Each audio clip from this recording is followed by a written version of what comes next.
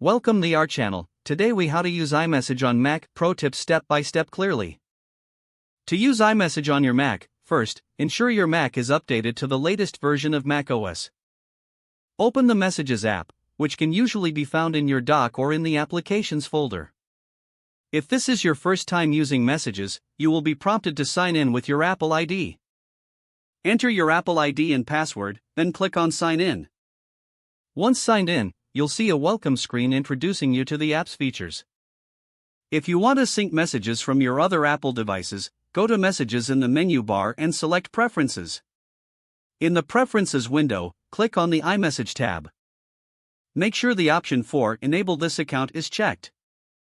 You can also choose to receive messages at different email addresses or phone numbers by selecting the appropriate checkboxes. To start a new message, click the Compose button in the top left corner of the window. In the To a field, enter the contact's phone number or Apple ID email address. You can also click the plus button to open your contacts and select a person from there. Type your message in the text box at the bottom of the window.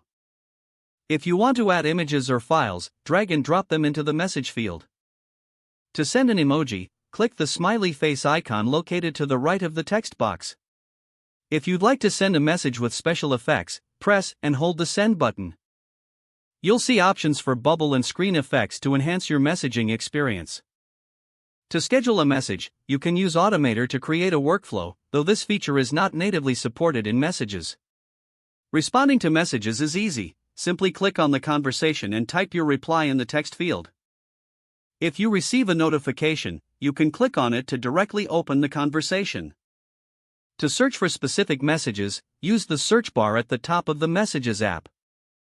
You can filter conversations by clicking on chats or messages in the toolbar.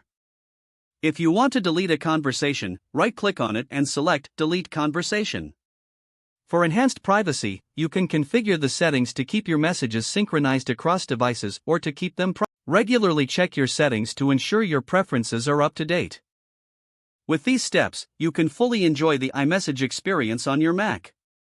If the page does not load, refresh the browser or try again in a private or incognito window. Make sure you are using the correct email address, then retype it carefully to avoid small typos. If your password is not accepted, use the reset option and create a new strong password you can remember. Don't forget to like this video and subscribe to our channel for more step-by-step tech guides.